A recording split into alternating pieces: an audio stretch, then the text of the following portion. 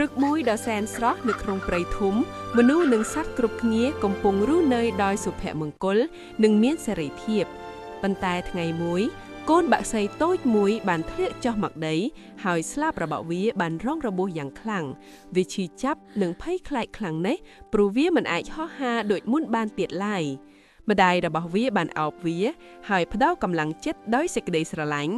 កូនបក្សីបានត្រឹមតែមើលមិត្តរបស់វាហោះហើរហើយមានអារម្មណ៍ថាខ្លួនឯងខ្សោយជាងគេប៉ុន្តែមិត្តភាពថ្មីមួយបានធ្វើឲ្យវាដឹងថាវាមិននៅឯកានោះទេ